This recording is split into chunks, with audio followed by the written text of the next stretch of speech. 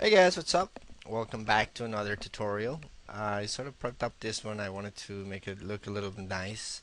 So what we have here is this futuristic set, if you want to call it. It's got some boxes and it's got some lights and it's got this little glass here. I actually took the time to use the split polygon tool, and I'm just gonna add one more on here so you can see what I did. If you go to the polygon menu and split polygon tool, and you go to the option box and you take off these two options, usually they're on split only from edges and the snapping points, so take them off, and that allows you to click click click click and click, so that way you can make splits. Alright, so I'm just going to delete the history here on this guy. Nothing has history in this set, and all the normals are facing in the right direction. So let's just check the normals on here. So got these hotkeys. So I'll just click my face normals. As you can see, all the normals are facing that direction. Especially with this guys, because you know the collisions are gonna end up happening here. So you definitely want the normals facing the right direction. This guy doesn't, the wall thingy, the shatter glass, it's arguable, but let's start. So what we're gonna do here is we're gonna use the Nucleus system to shatter this glass. Now, as you can see, there's no more divisions than what there is, because each one of these guys is gonna be thought of as a solid element. So that's something to keep in mind. Okay. So what we're gonna do here is we're gonna select our geometry, gonna go into the end dynamics and end mesh, create enclave. So now this guy is an enclave object, and if I press play, it's just gonna fall down. So now that we have that, then we can make these guys enclave, but we'll make them in a little bit. Just actually gonna go ahead and select them for a little bit and add them to a group and call them boxes, layer, save, and just hide that for a little bit. Okay, so back on the set. So here we are with a little wall. Now what we're gonna do is we are going to add a constraint. So I'm gonna go ahead and use transform constraints, and the reason why is because I want certain shards to be constrained, like this guy, maybe that guy. Let's do all the borders to keep it simple. And maybe these two guys and these two guys over here. Yeah, let's keep it like that. So transform. So now all those guys are transform constrained over there, and because this is being read as a full element, then nothing's happening. Now the next thing we're gonna do is we can either add a field to make this blow up, or we can add something, come from behind and go through this guy and just come down here. So why don't we go ahead and add, I'm just gonna make a little polygon here, since we're talking about something that's kind of futuristic looking. Might as well do something that's futuristic looking. Okay, that one's got too many, so let's do this guy. There we go. So I got this little interesting looking futuristic bomb or something, and just gonna go ahead and make a couple of extrudes here just to make it a little bit more interesting looking. Let's go ahead and face and just undo.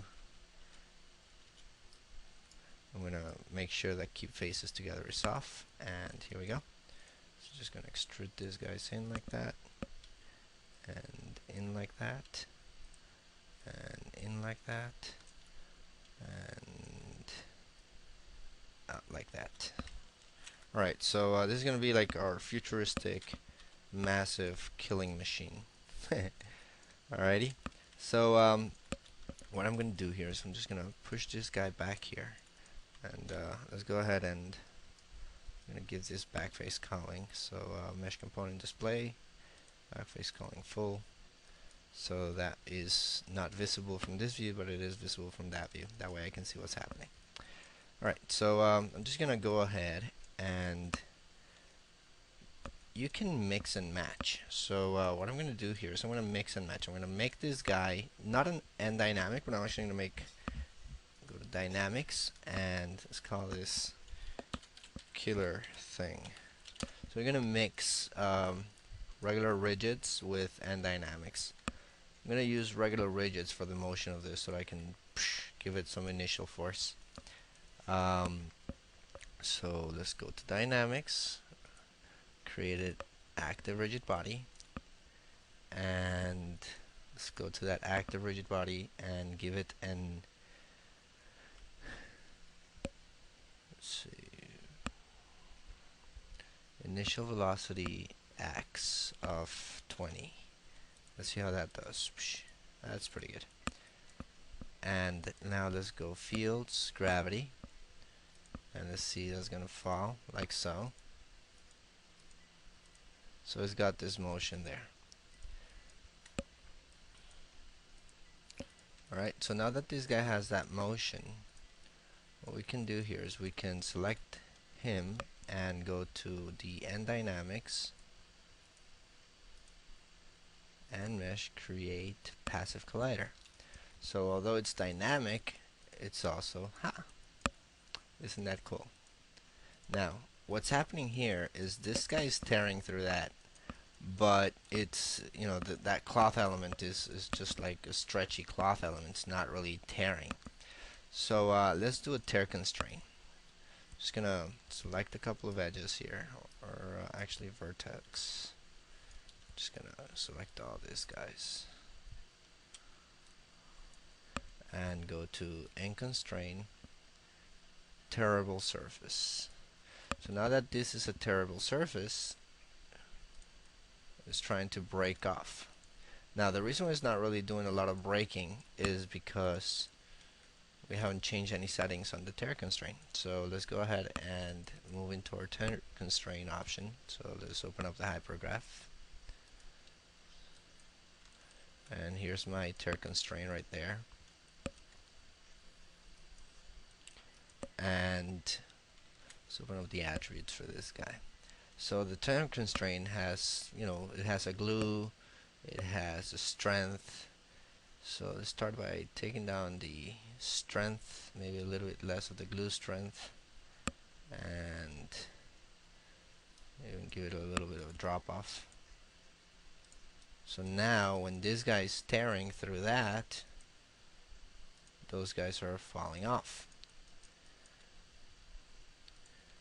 Now, so far so good. Let's go ahead and select this guy and end mesh, create passive collider. So now those guys are doing their little thing. Now the dynamic guy is still going through, so we can just go ahead and also go to dynamics, create a passive.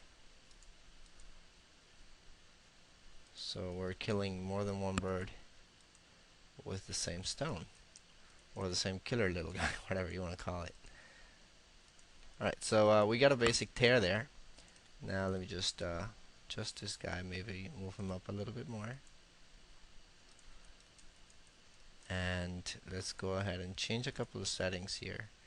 And on the rigid body, let's give this guy less bounciness, more mass, and a little bit of damping, and some friction. Alright, now let's change it on here. So less bounciness, more mass, and let's make it 10. And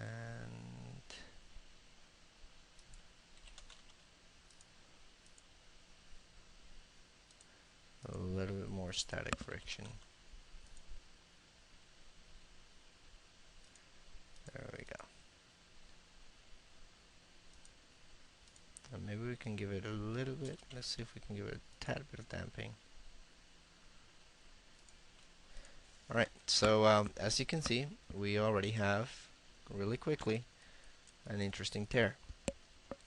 Now you can always play a little bit more with the settings of the tear for the end cloth here. So let's go ahead and take this tangent strength down and the strength down really low. Now it's tearing more. And maybe if we get a little bit lucky, we can change some settings on the actual end cloth.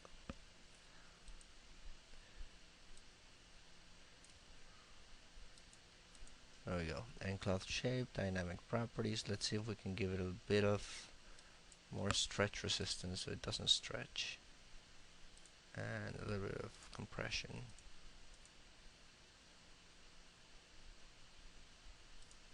So far so good. And then we can select this guy here, and we can also make that passive. Create a passive collider.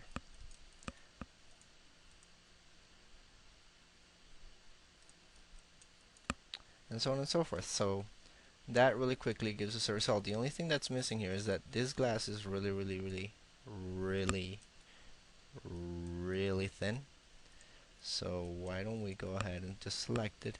Make sure we're selecting the object and simply go ahead and extrude. And just extrude it back. Oops. Put faces together, extrude. There we go. So now it's extruded. And let's see how this plays out.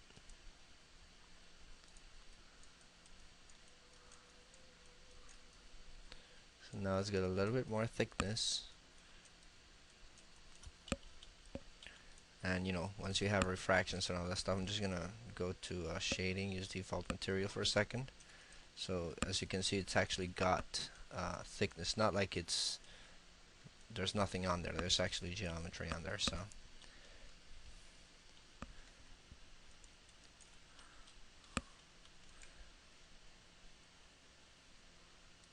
that takes care of that. And now let's go ahead and add our boxes and see. Well, let's go ahead and start by making these guys.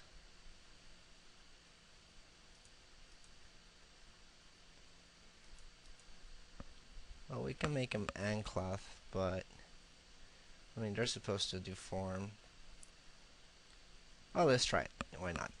Let's go into end mesh, create end cloth, and we're gonna have to change some settings on this guy so that it actually doesn't act stupid. He's dancing. He's doing the Macarena there. So let's go ahead and give it a bit of rigidity.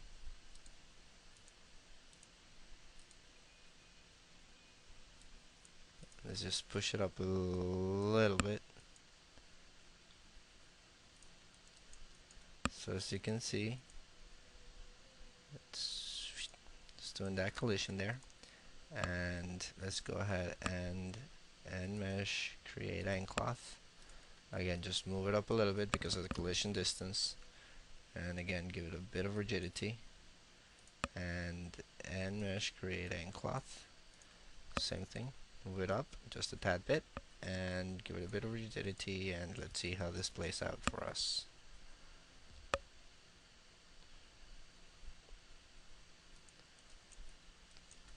So and if we wanted to, we can also go ahead and just go dynamics. Because the killer object is a well, it is also passive collider, but if we make it's essentially a regular dynamic body, active. So just gonna go ahead and make this guy a active.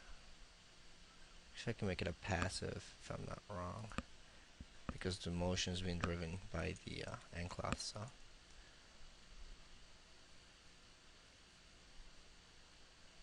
yeah, it's too much. Let's go ahead and delete that passive. Rigid solver. rigid body 3, select. Let's try and make it inactive and see how that turns out for us.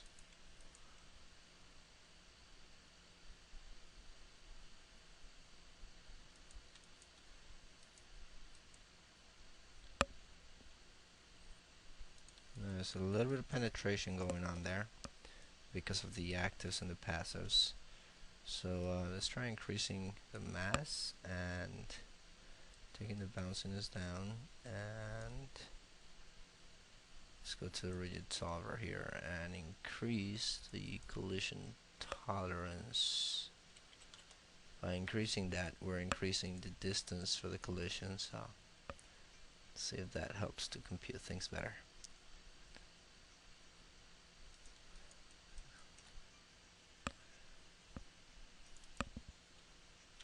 Let's see if we do it 0.2, how that goes.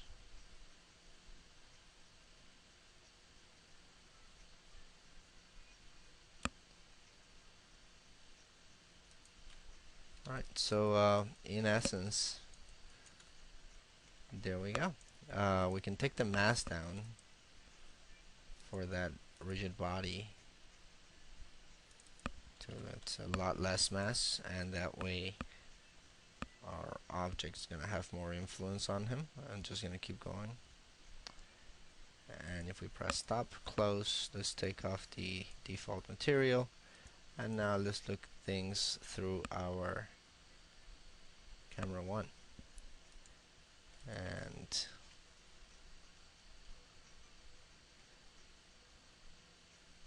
there we go. Now one thing that you can see happened is, and this does sometimes happens with encloth, is that the moment you turn into an encloth, then you lose your texturing. So I'm just going to reassign that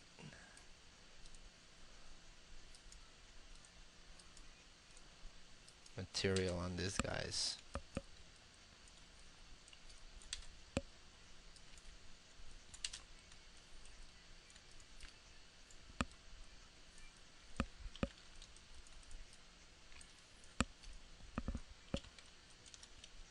So there we go. And again, panels perspective, camera 1. So here's our camera 1. It's just this little camera. Might as well animate it. Just gonna come down to here and just zoom in a little bit, and press S, and down here zoom out a little bit, press S. So got a little motion coming in. And if we want to get a little crazy, we can just add a little bit of a camera shake right there. So I'm just gonna go ahead and move up to the group, and gonna key the twist value here, key the twist value there, and key the twist value a little bit like that, and then a little bit like that, and then a little bit like that. It might be a little bit too much, but let's see what happens. Yeah, maybe a little bit too much. So window, animation, graph, and just gonna select this twist value here. Start those tangents and scale them down just a tad, so it's not so pronounced.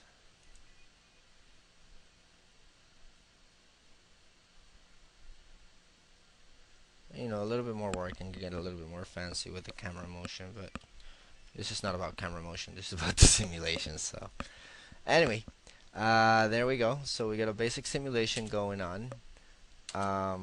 We can expand it a little bit more. Might as well, since this is advanced, let's go ahead and do a little trick here. Just gonna add a little texture to this. Well, we can add a texture, we can select some faces and extrude from those faces. Just go ahead and save scene as. I'm just going to call this as shatter set sim.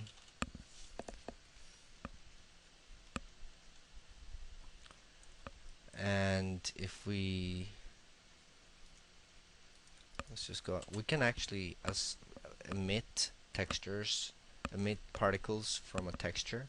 So what I'm going to do here is I'm just going to go ahead and select the material and assign that material on here. Alright, and just going to go to polygons, what's rendering, texturing, 3D paint tool. Actually, first off, we're gonna go to polygons, create UVs, automatic mapping.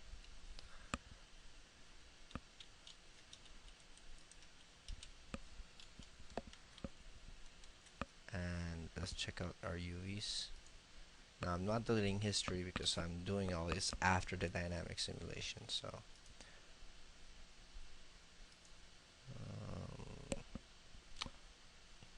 where's that at? Window UV texture editor. Okay, so that's our interesting looking thingy, which I think is gonna work pretty well because we don't need the UV layout to be understandable. We just need to paint some textures on this. So polygons, rendering, texturing, 3D paint tool, option box. And it says you don't have any textures assigned. You want to assign? So yes, I do. Assign, and I'm gonna make it small, 512 by 512. Assign textures. Gonna flood it with black. And just go shading. Let's go ahead and show the wireframe. And just gonna make this brush smaller.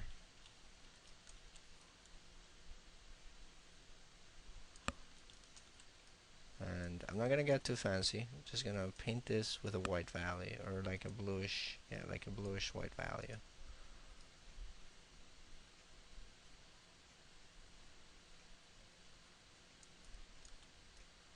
Alright, I'm not gonna get too fancy. I'm just gonna do little dots like that, so it's tutorial runs quick.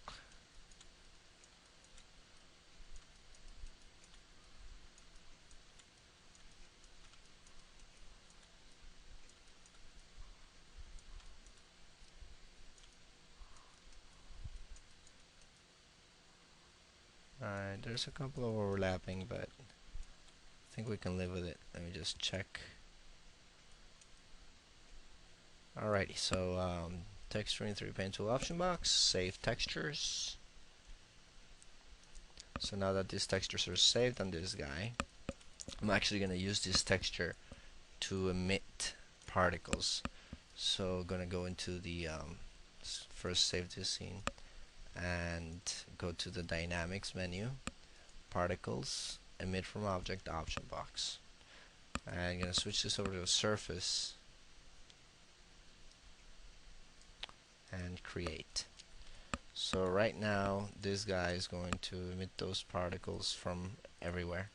So we're going to open up the attributes, and there's an emitter now. Let's look at it. Let's open up the hypergraph. There's the emitter, and what we're going to do with that emitter is, because it's a surface, you can particle color and texture rate, and you can enable texture rate, and the texture for that texture rate can be the texture we just made. So I'm just going to drag and drop it on there.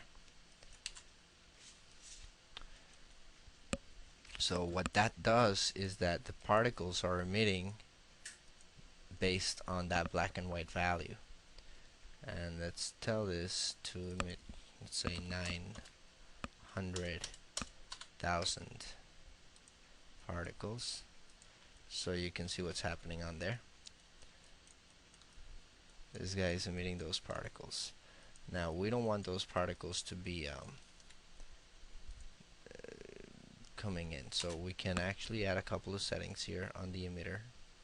Just change this over. So just find that emitter, and the particle is over here, particle shape. So we can tell these particles to have an inherit factor, for example.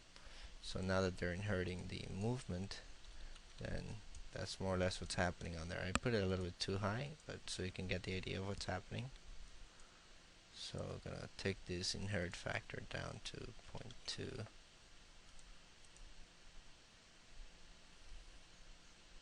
So they're inheriting more of the motion.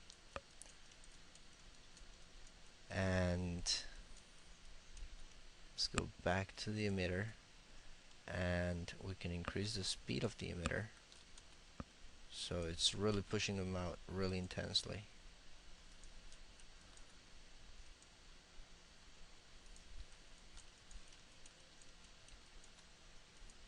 Let's take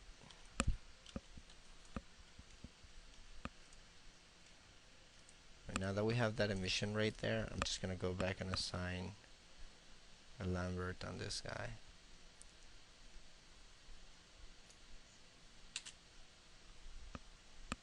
Let's see. Just go ahead and make I'm just gonna make a little fong and assign it on here. The texture rate's remaining from the texture that I painted on there. Alright, so now we can select our particles and give them a lifespan.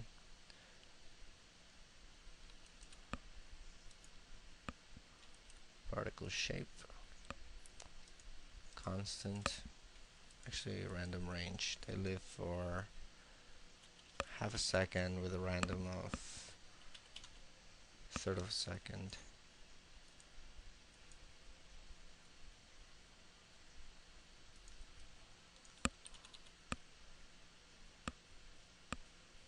And starting to get somewhere.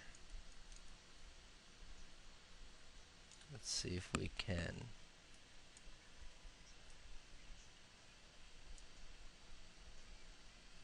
change the color per particle and create a ramp.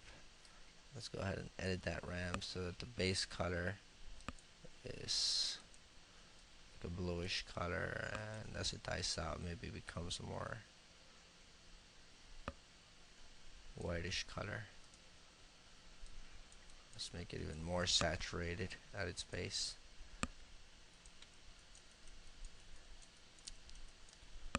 Now I really want to see how that motion looks, and it's playing too fast, so I'm actually going to go into playback speed under animation settings, and I'm going to come here to settings, I'm sorry, to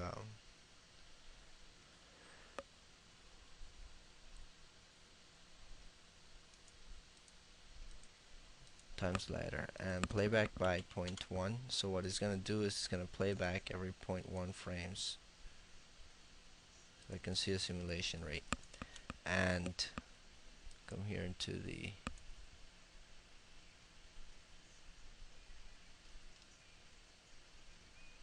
particles and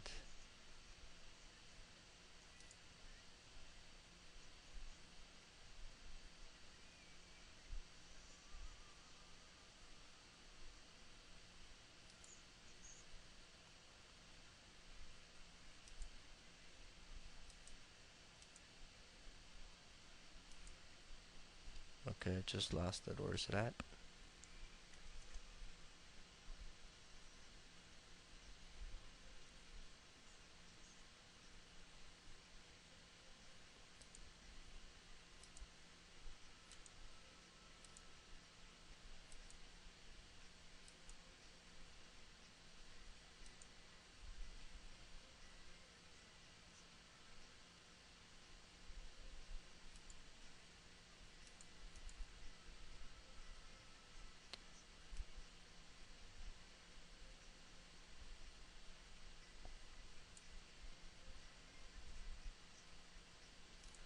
Let me just check it out through here. Select the particles, come to the hypergraph, show the input and output connections, and there's a particle shape and the geo connector. That's all fine.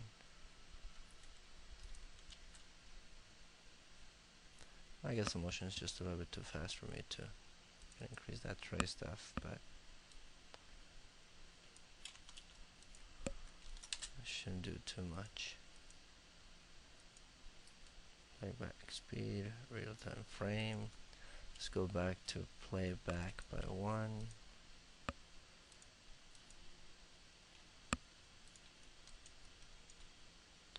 See how are they dying out? Let's go ahead and change some settings. Particle, go ahead and change the lifespan to 0.1 with a random 0.05. A little bit less, 0.05 with a 0.03. There we go. And let's take our inherited factor to 0 for a second. Let's see if that looks a little bit better. And let's go to the emitter and emit a lot more particles.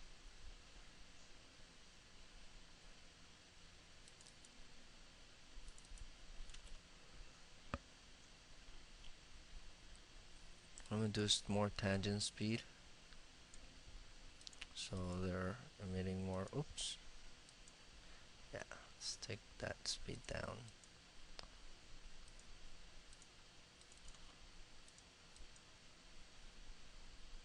There we go. What the tangent speed is doing is trying to make the particles emit from the normal.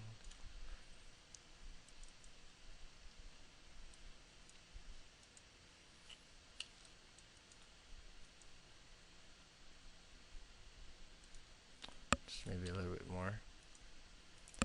Usually with particles, it's all about doing this. There we go. Let's see how that is looking.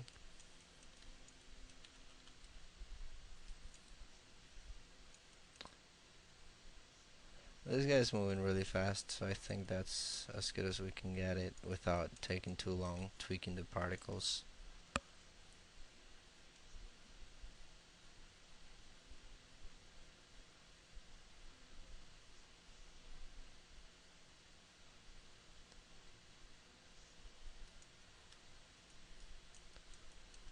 Maybe I can give it a little bit more speed just for the sake of it. That's too much.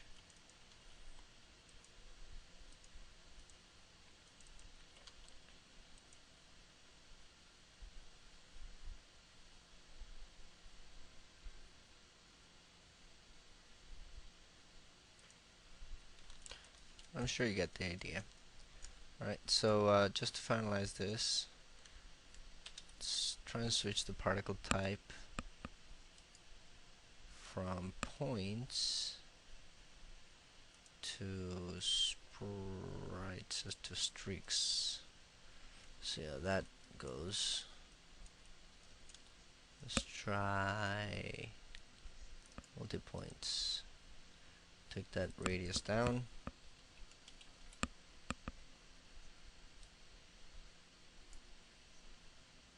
And we can make the point size smaller.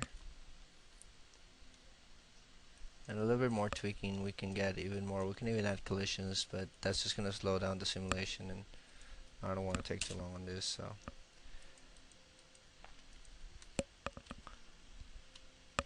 alright, so let's go ahead and show lights, show dynamic constraints, show dynamics, and let's try to make a little play blast.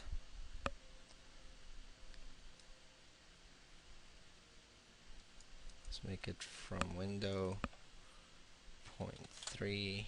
This 0.5 probably is fine. Let's view it at the end. Don't show the ornaments, and save to file and play blast. Alrighty, so while this play blasts, in short, you know, you can start adding a whole bunch of attributes to your objects and to your scenes, so that the whole simulation looks good. And of course, something happened here. Let's go and show dynamics.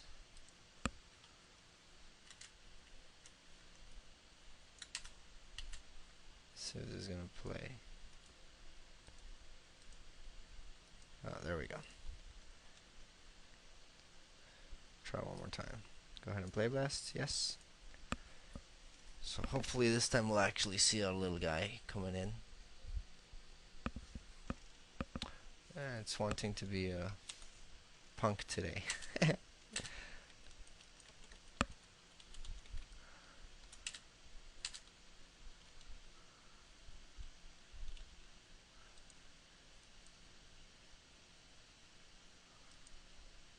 Now, if sometimes when that happens because of the caching, so it could be that. If you want to cache, you can always go to Dynamics, Solvers, Memory Caching, Enable, and Memory Cache, create Particle Disk Cache. So I'm just going to do it to all. So we're just going to cache that simulation.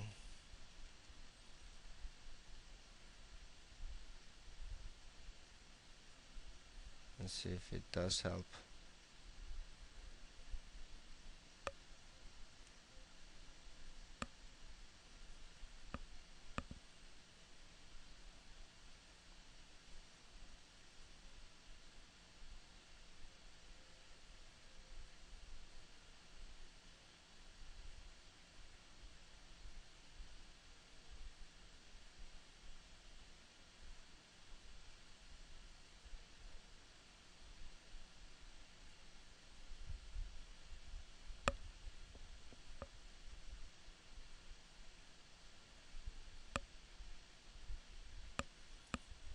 Let's see if you want it to be our friend or not.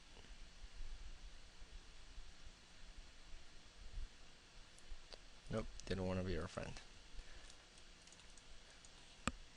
So when particles want to be punks, they really are punks. So let's try and do some troubleshooting here. Check our emitter. Let's take this down to 50 for a second and just select everything and go to solvers, memory caching, delete, and solvers, memory caching, disable, and hopefully we haven't lost any of our work so far. Let's press play.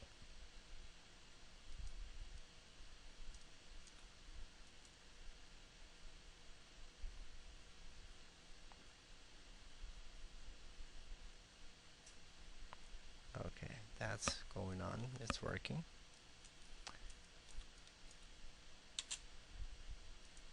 Let's go back. It could be that just because I'm recording all this and got a lot of things running at the same time, that the particles are just not wanting to compute.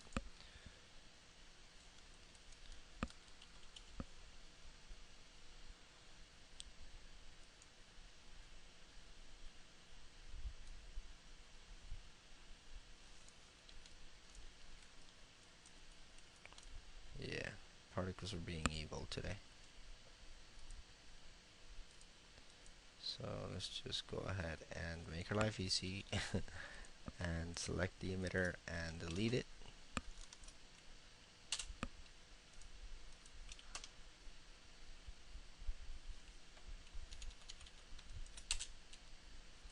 Just come back to 0, see if there's something going on with that emitter.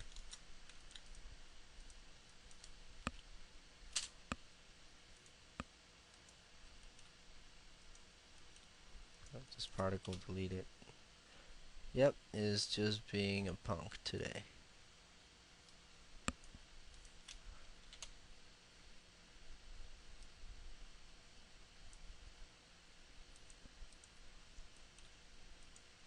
So let's see if it actually does make the play blast, and if it doesn't, then we're just gonna call it a call it quits. The particles were just me playing around and trying to give it a little bit more. Although it does work, it's just not wanting to be my friend today. I apologize about that. Yep, it definitely doesn't want to be my friend today.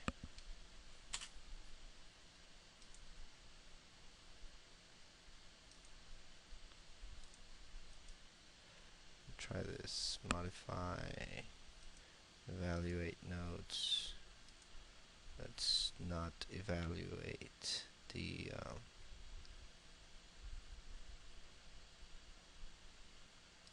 actually, let me see something.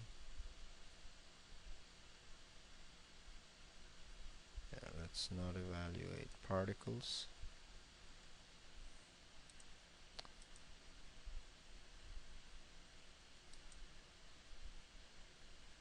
Simulation is running.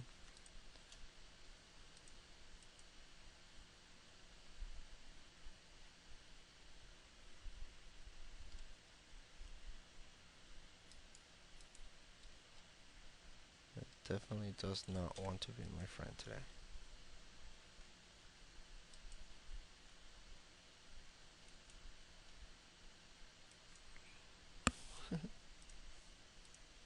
Let's take this down to 0.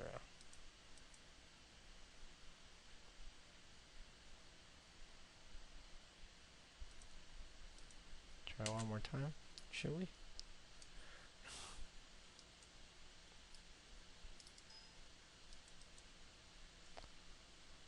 Let's see. And no, it doesn't want to work. Alright guys, so we'll just keep, oh, there you go. Yeah, like I said, particles were being wise particles today. So, yeah. I just love it when that happens. So anyway, sorry about that. Particles are tricky sometimes. Just working a little too fast and not paying attention to what you're doing tends to make things go wrong when it comes to particles. However, one of the main things that is happening on this scene is too many particles, very fast simulation. It would take a little bit more tweaking and just working procedurally. Usually you plan out the shot before you even start adding things. So if I would have done that, then that would probably have saved up a bit of a hassle there. But anyway, still looks cool. I like it. We got to break things and have some boxes and got to break those too, and you can keep adding things onto this and build up and build up and build up. So go ahead and press escape and let's check it out. So there it is. Alrighty guys, so I'm gonna call it quits because particles are not being funny, or particles are being funny. You get the drill. Or maybe it's just me being retarded today. Alright guys, I'll see ya. Bye bye.